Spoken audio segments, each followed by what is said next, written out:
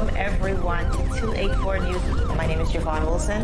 I'm Kamal Haynes. And I'm Ron Grant. And we are so thrilled and happy to be coming to you live out of the beautiful British Virgin Islands. The content continues via our website, 284media.com. In today's news, Withers' lead attorney, Sir Geoffrey Cox, facing possible investigations from the UK's Labour Party regarding legality of him earning more than US $1 million for his representation of the BVI government in the ongoing Commission of Inquiry. And the BVI Electricity Corporation and Power52 signed a contract for the Anegada hybrid renewable energy project, with the project to be built by locally trained residents. And we also see 3 solar bot systems to be installed within the BVI following a $260,000 MOU agreement between the RDA and the UK government. And we also have today joining us in studio is Chairwoman of the British Virgin Islands Chamber of Commerce and Hotel Association, Mrs. Shaina Smith-Archer. She will be speaking of the association's upcoming annual general meeting along with some other related topics. But before we get to that good stuff, we take a word from our sponsors.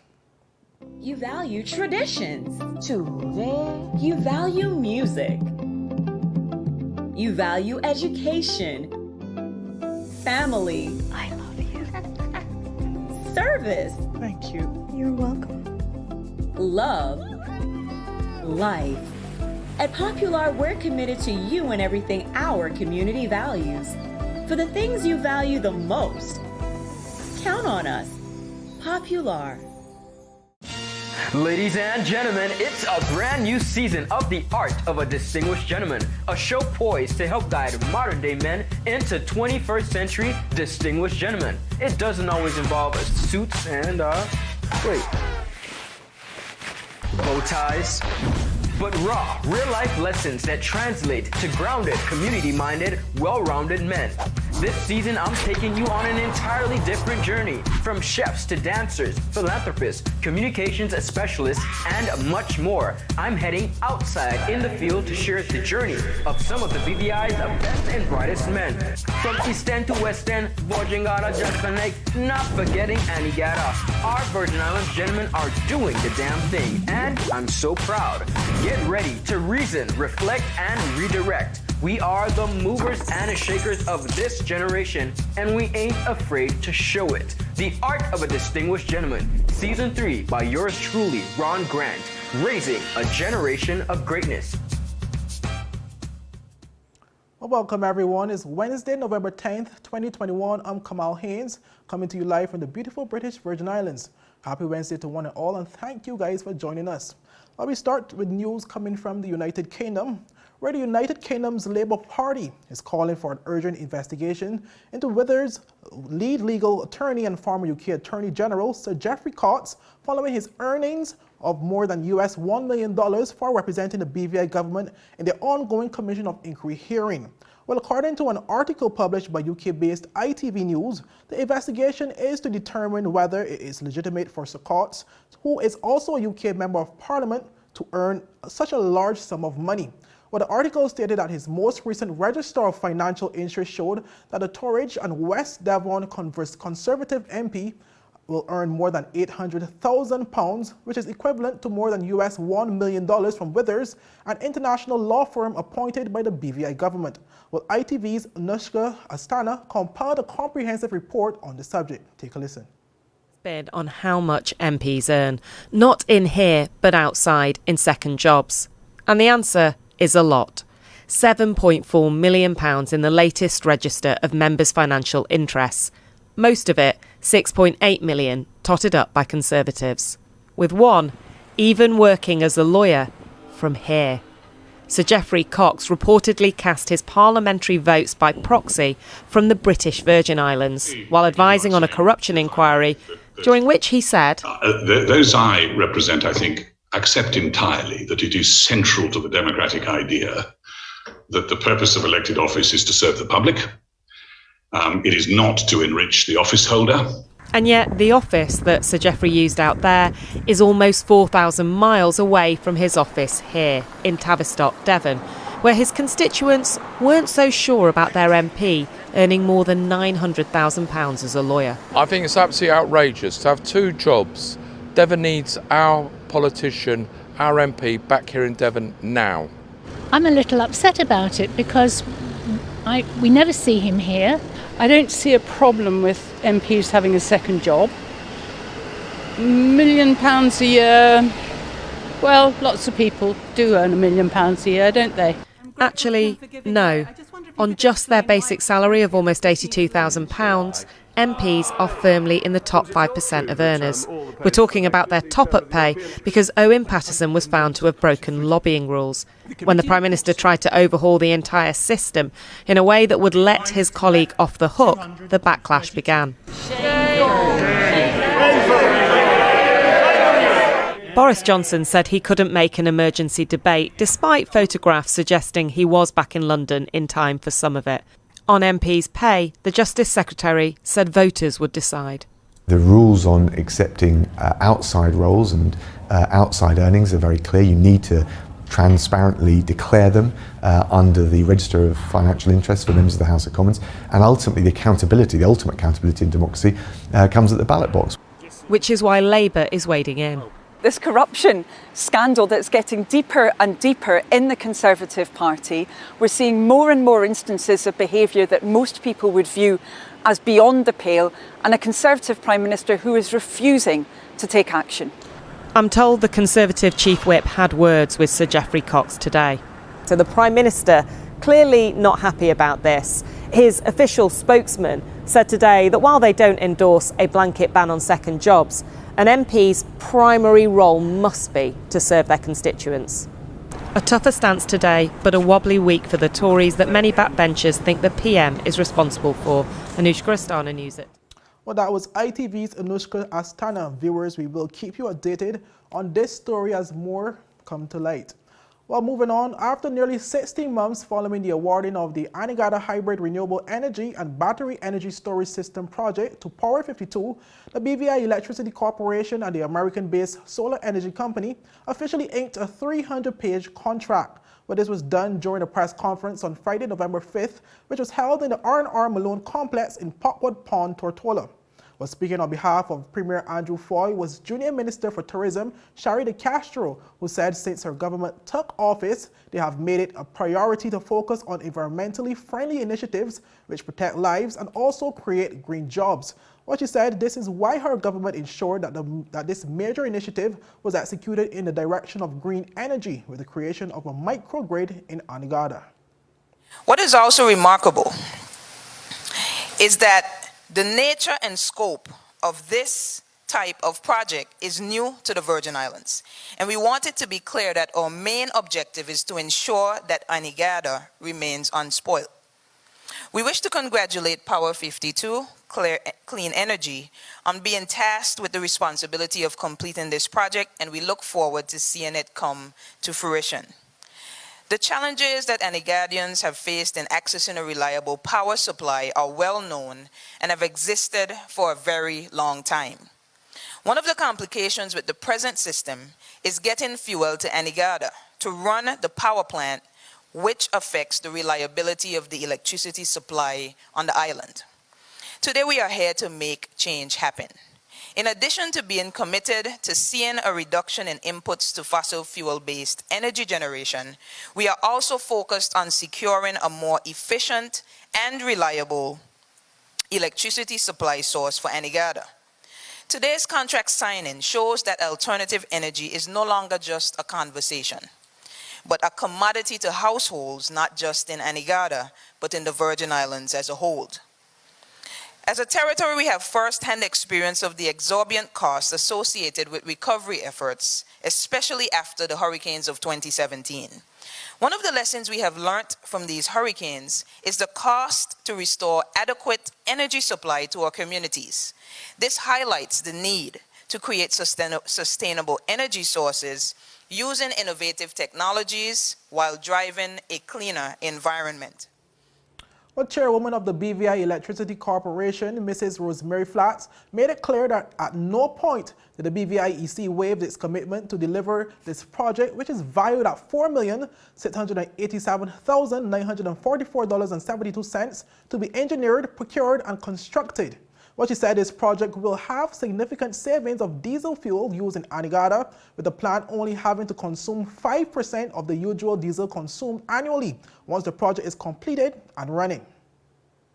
At 1.252 megawatts of solar PV panels and 4,078 kilowatt hours of battery energy storage, which is projected to reduce diesel-produced energy on the island of Anegada by an impressive 95%.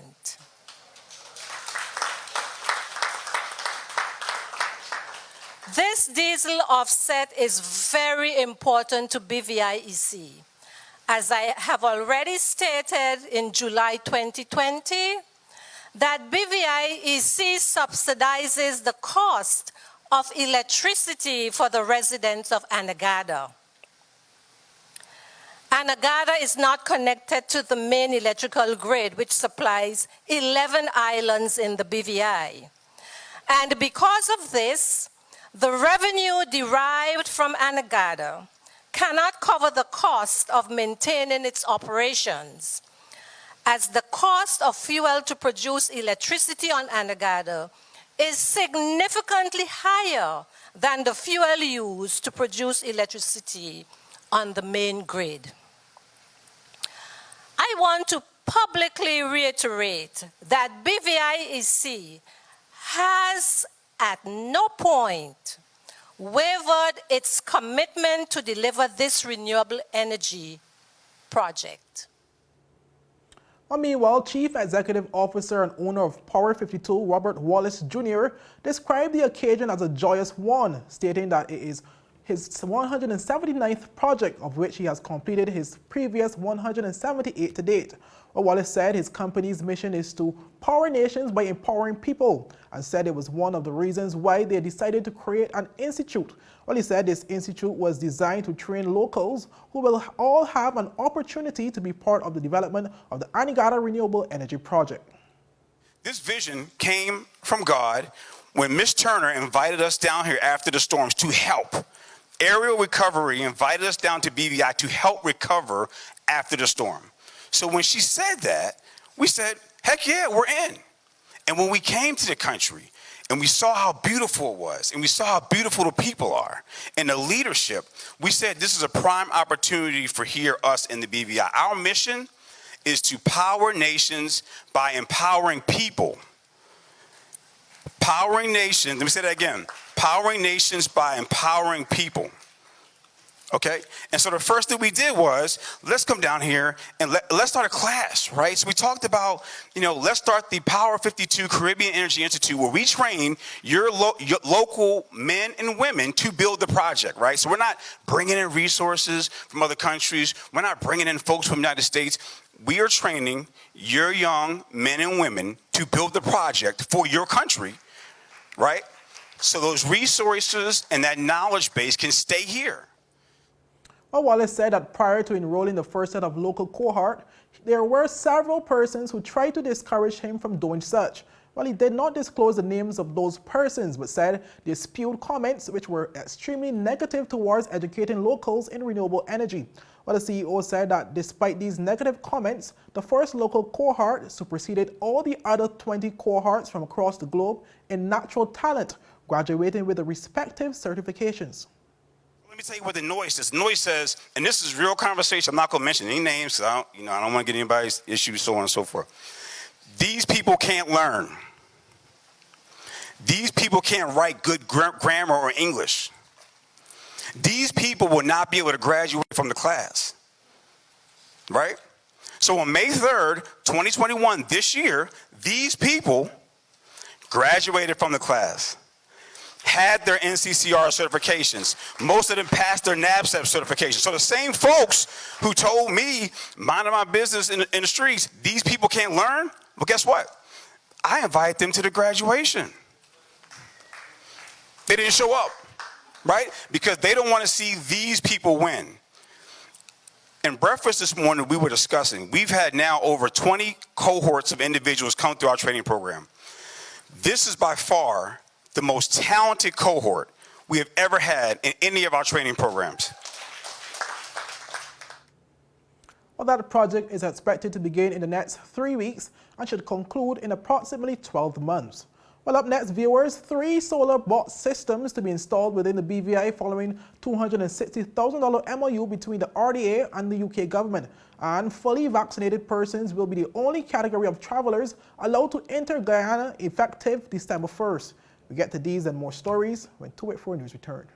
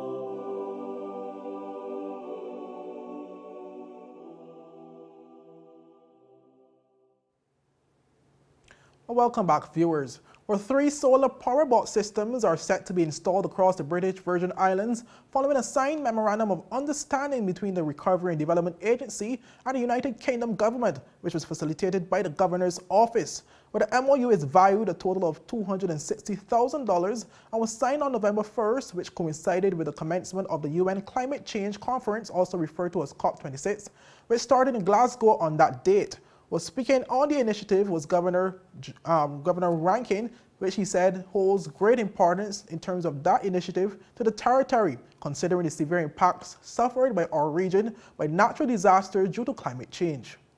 It has been funded by $260,000 for 3 new installations in the territory using some of the latest solar energy technology. The advantages of these technologies are that they're simple to install. They can meet the needs of the Virgin Islands, and most importantly, they're commercially viable, so they can be used by businesses, whether they be large businesses or small businesses. And they can also help to support jobs in BVI as the renewable sector develops and young people can develop their skills to work in this sector of a very growing industry. So it's a real, I hope, demonstration of the UK's continued commitment to supporting tackling climate change in the BVI, to support the movement towards more renewable energy and renewable technologies. And of course, it coincides with the COP26 summit in the United Kingdom. We all of us, individually and collectively, need to do more to move towards renewable energy, to help to tackle climate change, to help to save our planet. I hope this project will help to make BVI more resilient and be part of our overall contribution towards that goal. So let me now...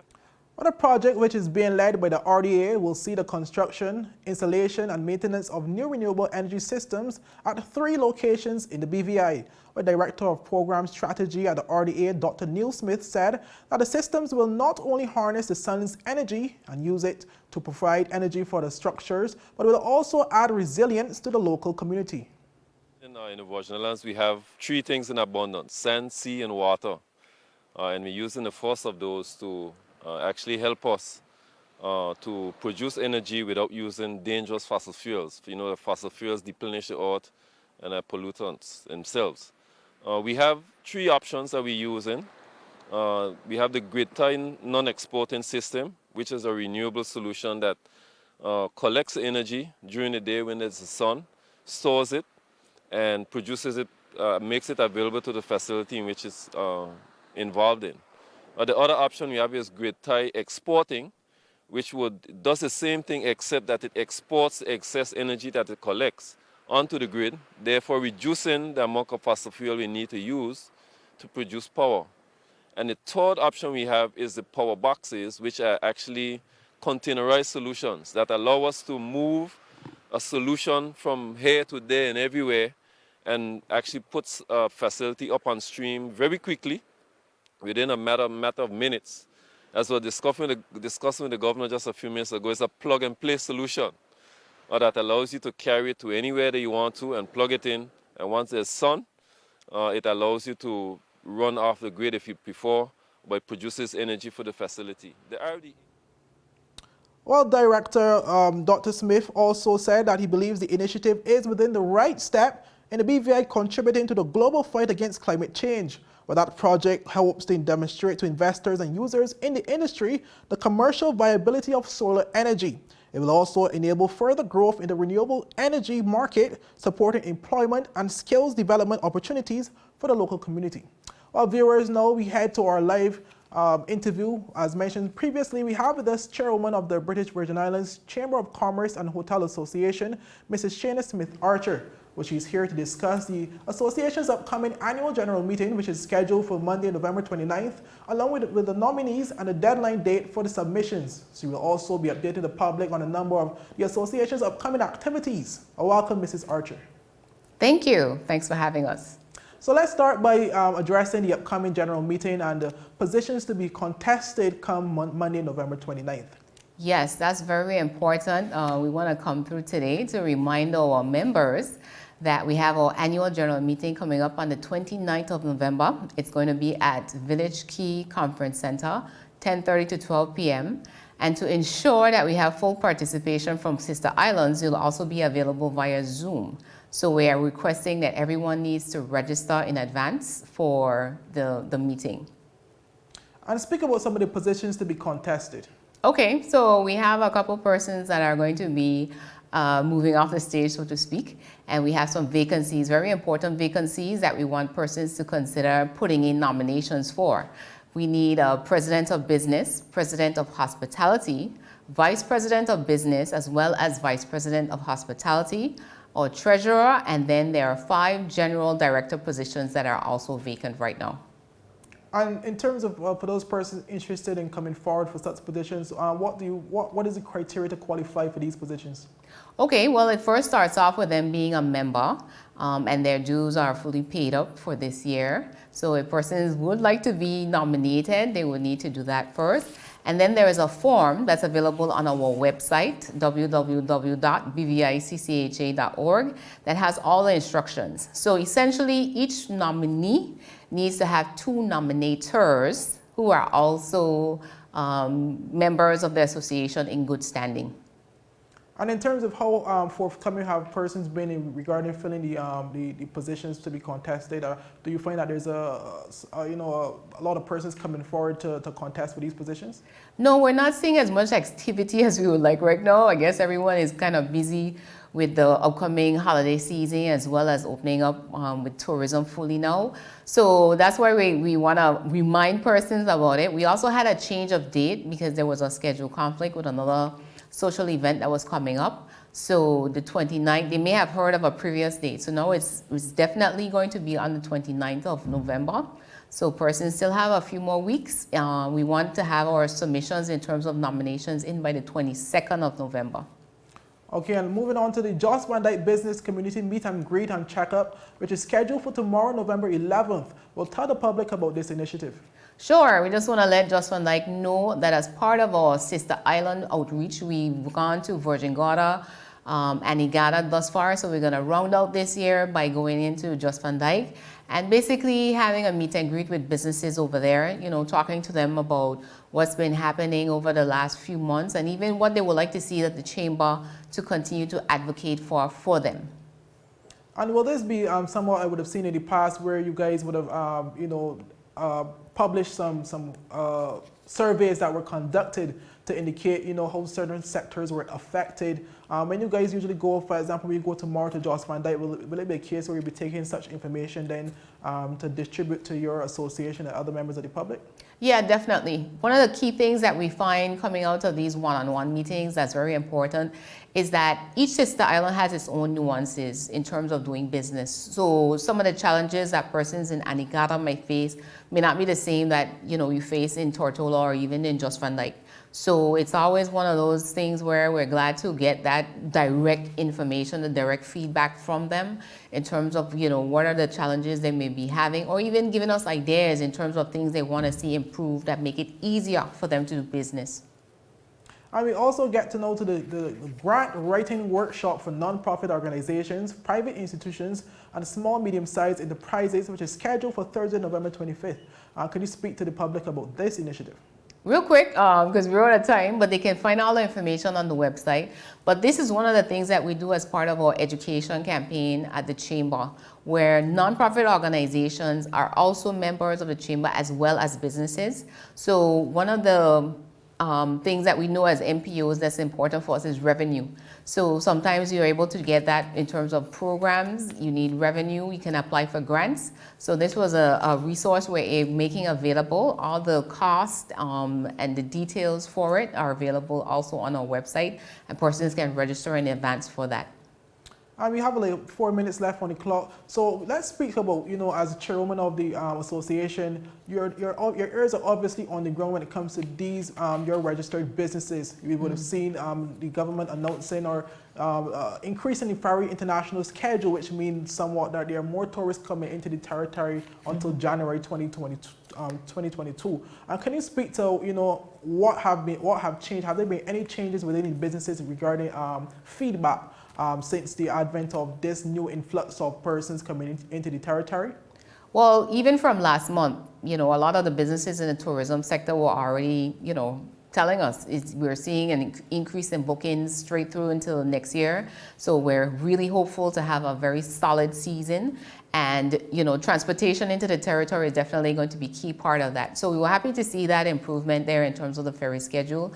And we know that the ferry companies will continue to give feedback to the different government agencies in terms of what adjustments need to be made as things go along. But I'm sure all of us have started to see, the increase in rentals on the road, increase of persons, patronizing our restaurants as well as the hotels, guest accommodation. So we're definitely seeing the uptick, even more boats in the harbors as well as out in the channel. So we're definitely seeing that uptick that's happening, and we expect it to continue straight through into the holiday season. And also, too, we would have seen in that last survey you guys would have published an area where it would have addressed the vaccinations of certain businesses and stuff. Do you find that there have been an increase in vaccinations among certain businesses since you last published that survey? Well, we haven't done a follow-up as in regards to whether or not the trend went upwards.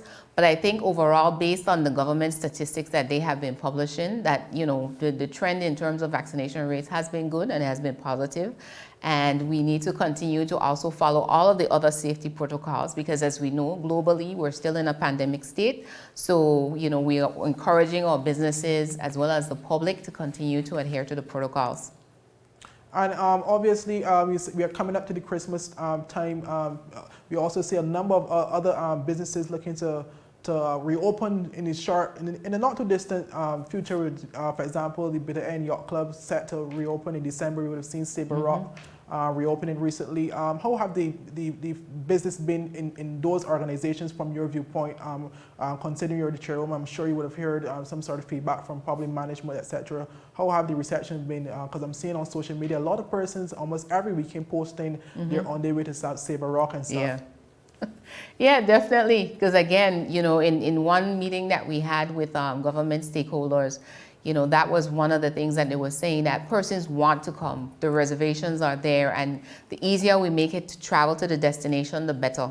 So the adjustments to the travel protocols in terms of vaccinated persons no longer needed to register, but you still had the testing that was done pre as well as after arrival, were very important to, again, continue to maintain a safe community. So, they're hopeful, so we're hopeful for them, and we're going to continue to advocate on behalf of, making sure that it's easy to do business, because with that comes the economic development, increased employment, because that's also very key in terms of getting persons back to work coming into this holiday season after not being working for over a year. Well, viewers, there you heard from the Chairwoman of the BVI Chamber of Commerce and Hotel Association, Mrs. Shaina Smith-Archer. Viewers, that's it for today's news roundup. Be sure to follow us for daily news updates at 284media.com and like us on Facebook at 284media and 284BVI on Instagram and Twitter. I'm Kamal Haynes, and I'll see you again tomorrow as I deliver your daily dose of local, regional, and international content. 284 News, your source of honest and impartial news right here on 284 Media. Happy Wednesday, everyone.